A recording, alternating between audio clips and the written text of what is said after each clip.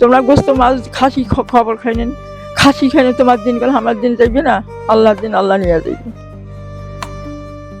দিনের বেলায় বেড়ার ফাঁক দিয়ে উকি দেয় সূর্যের আলো, আর রাতের অন্ধকারে চালের ছিদ্র দিয়ে নজর কাড়ে আসমানের তারা। শুনতে কোনো রোমান্টিক গল্পের দৃশ্য মনে হলেও এটি নীলফামারীর কিশোরগঞ্জ উপজেলার বড়ভিটা ইউনিয়নের মেলাবর গ্রামের এক অসহায় বৃদ্ধার জীবনের নির্মম বাস্তবতা। 70 বছর ছুঁই ছুঁয়ে বৃদ্ধার নাম শামসুন নাহার বেগম। প্রায় 30 বছর আগে স্বামী আব্দুর রহমানকে হারিয়েছেন। মাত্র কয়েক শতক ভিটেমাটি ছাড়া স্বামী রেখে যাওয়া আর কোনো সহায় সম্বল নেই তার। জীবনের পরন্ত বেলায় এসে এই জরাজীর্ণ ভাঙা ঘরে মৃত্যুর প্রহর গুনছেন একাকী এই নারী, যার দেখার মতো আপন বলতে কেউ নেই। 25 বছর হল মারা যাবার, তিনটা বেঁচে খাচ্ছি, আর যেভাবে আল্লাহ দিন নিকে ওইভাবে চলছে। খাবার দাবার নাই, কোনোদিন কষ্ট পাচ্ছি কত, তারপর নাই পাই ভাত, নাই পাই তরকারি, না পাই কোনো মানুষের বাড়ি দাম নেই। মানুষ যেখানে আল্লাহ মিলছে সেখানে দেখা না, আমি মাসের বেশি দাম নামে বেশি, মানুষের পুণ্য দেয় যাও না, যেটুক মিলেছে সেইটুক খাচ্ছি, না মিলছে না নাই খাই, আজ কাল নাই খাই ভাত, আজ তো খাসি, আজ না খাই না দিনটা যাবে না।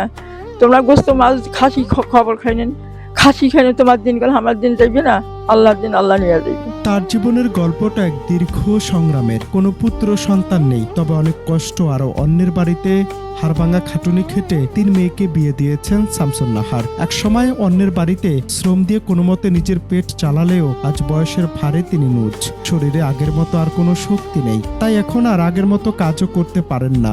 বার্ধক্য আর নানা অসুস্থতা তাকে এমনভাবে গ্রাস করেছে যে এক মুঠো খাবারের জন্য এখন তাকিয়ে থাকতে হয় অন্যের দয়ার দিকে। জীবনযাপন করছেন সেটা না নিজ চোখে না দেখলে বোঝা যাবে না। একজন শত ঊর্ধ্ব বয়স্ক মহিলা, তার স্বামী নেই এবং পুত্র সন্তানও নেই।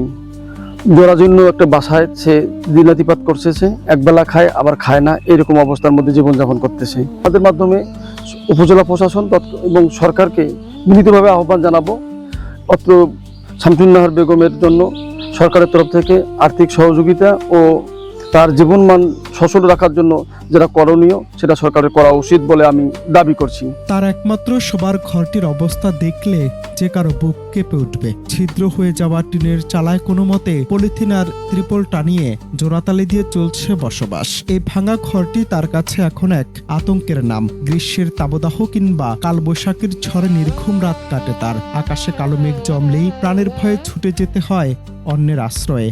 আর শীতকালে হুহু করে ঠোকা কনকনে বাতাস আর কুয়াশায় ভিজে একাকার হয়ে যায় বিছানাপত্র। মাথার উপর ছাদ বলতে যা আছে তা ঝড় বৃষ্টিতে কোনো সুরক্ষাই দিতে পারে না। প্রতিটা রাতই যেন তার কাছে এক একটি দুঃস্বপ্ন।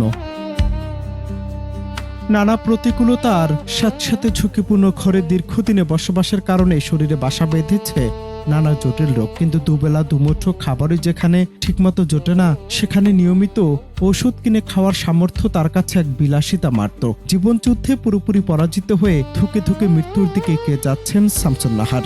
একটি নিরাপদ আশ্রয়, একটু ভালো খাবার আর চিকিৎসার অভাবে এভাবে কি শেষ হয়ে যাবে একটি জীবন? অনন্ত হাসান মাসুদ, বাংলা টিভি।